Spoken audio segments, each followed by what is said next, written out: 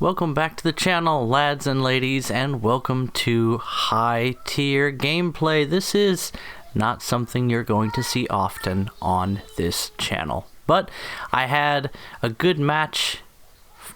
This is not going to blow your socks off, but I'm telling you, it's one of the best matches I've had in the Peten. It's so hard. It's so hard. Oh, okay, fine. I'm over it. So we start off in our XM1 pay-to-play that we bought. Geez, it must have been like 2 years ago, back when this thing first came out. And I have not gotten my money's worth out of this tank, I assure you. It's a great tank. It really is. I'm not a top-tier War Thunder player, and I probably will not be. So you could say, Toshio, you're not contributing to your team by taking a premium lower rank MBT into top tier and then spawning in a helicopter and shut up. Seriously, do you know what you're talking about? Have you played top tier? The matches last 6 minutes, right? So 2 spawns is, that's enough. It's more than enough. Also, that shot was total garbo. But I digress. Did I just tell you to shut up? Sorry about that. You know what I'm saying, though, is that I'm actually going to get first place in my team for this complete shit show of a match. It's going to be pretty disgusting. And something that I've noticed, it seems to me that right now American teams are getting their asses handed to them in a paper cup by pretty much every nation, because everybody seems to have just spicier stuff than us. But I'm not complaining. I'm really not. It's just what I've observed. Maybe I shouldn't say why we're getting our asses handed to us in a Dixie cup, and just observe that such seems to be the case and leave it at that. Guessing why, after all, involves a lot more logic and reasoning than I'm qualified to provide. And within seconds, we are in range with our ATGMs. Hellfires, we launch a few, and honestly, I should have sent an entire volley of 6 to 8 missiles, but I got actively targeted by an AA, and I bugged out in time to see that missile seemingly explode and then also continue tracking and miss me. So, you know what? This is the state of War Thunder, okay? Things are weird. You're going to see somebody complain in the chat about the fact that a helicopter is already up with ATGMs, but he must be new here. Anyway, what is left to say other than there's not a ton that you can really do in a lot of these top tier matches, because helicopters are very good at dealing with campers. As you see, this is a perfect situation where we should be able to deal some damage to this guy who's in a fantastic defensive position. He's not expecting anyone to be able to even get a shot on him, and he's observing the battlefield from third-person view, no doubt.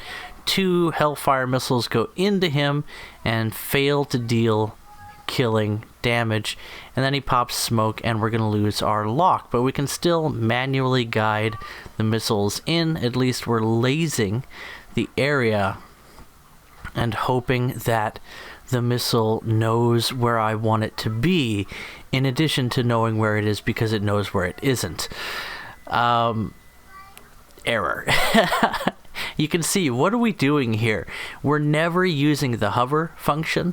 It's more energy efficient to manually control the collective, and that's another thing that pilots have to be aware of. We're out of Hellfire, so we're landing, and we also ducked down below the range of that SPAA that was once again locked onto us. When you hear that "ree" from your radar warning system, that means it's time to dip below the horizon. This is a perfect, absolutely perfect setup for the Peten or any Cobra. Anything that has ATGMs and thermals is going to do well in this situation.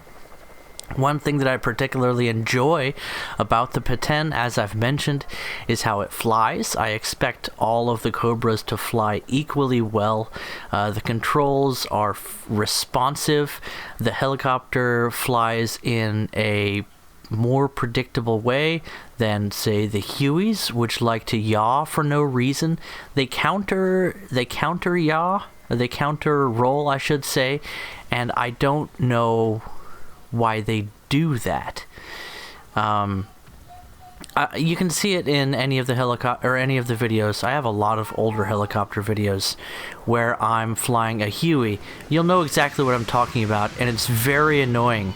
Enemy jet gets taken down by a guided missile from an allied helicopter as my boys spawn in.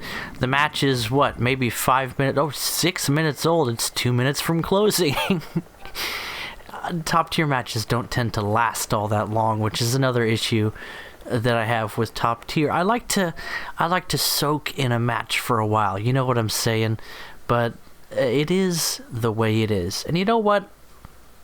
I'm used to getting 5, 6, 10, 11 kills in a match, respawning a few times and being able to move and cover the map, and that doesn't really seem to be the case so much in top tier. And you know what? I'm starting to get used to that. Maybe one day I'll be able to really do well in top tier. But for now, I'm just getting used to the feel of the waters that are surrounding my neck. 2 lower rank German helicopters have spawned in. The poor bastards. And I've mentioned that helicopters are the least balanced experience in War Thunder. I am in an Apex Predator that's second only to anything that has the fancy Russian guided missiles, anti-everything missiles. And I have reconfirmed that with the Ka-50 in Heli EC, by the way. I do still have yet to research a little bit of rubber banding there, server issues.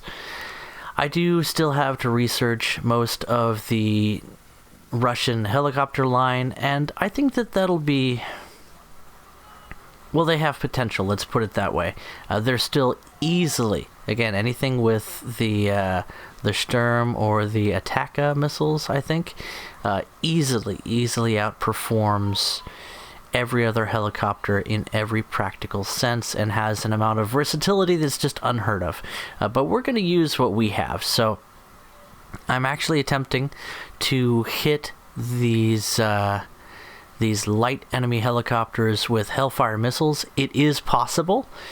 You need to fire more than one, more like 4, for about a 50% chance to hit. I'd say each missile has individually around a 15% chance to hit a moving target. It's not great, but it's not a complete waste of time either if you can manage to maintain that visual lock, which can be hard against low-flying helicopters. So the heat-seeking missiles are definitely the better option if you can manage to get a lock, and there we've launched the missile, and we're still struggling a bit. Now we've launched the missile. We're still struggling a bit with the controls. The fact that there's like 2 different cockpit views that I never use. It'd be nice if I just set up a couple of keybinds to jump from gunner view to third-person view, but I haven't gotten around to doing that yet. First heat-seeking missile is a wash, and that happens quite a bit. Also, a lot of times the missile will hit or even critically hit and fail to take down the target. The explosive mass, the effect of the missile is just not as devastating as you want it to be. the Stinger missile. And yet, every now and then, especially against lighter helicopters, you can get that kill. One of the things that I've noticed as a change from when helicopters were introduced, especially with the attack helicopters like the later Cobras, the Viper even, all of the scary looking Russian helicopters and the Apaches, is that survivability has massively increased compared to before. You can actually face rock quite a number of guided missiles with the Apache. Your gun gets knocked out, your cannon gets knocked out, your gunner might be killed, but the pilot generally survives. And the fact that your engines are set pretty far back in the helicopter, and that you have two of them, and you actually can fly on one engine if you dropped your collective down to around 50% and ditch your extra ordnance, means that you do have a bit more survivability. And with, 2 air kills and a ground kill, I think that is our best match so far in the Apache.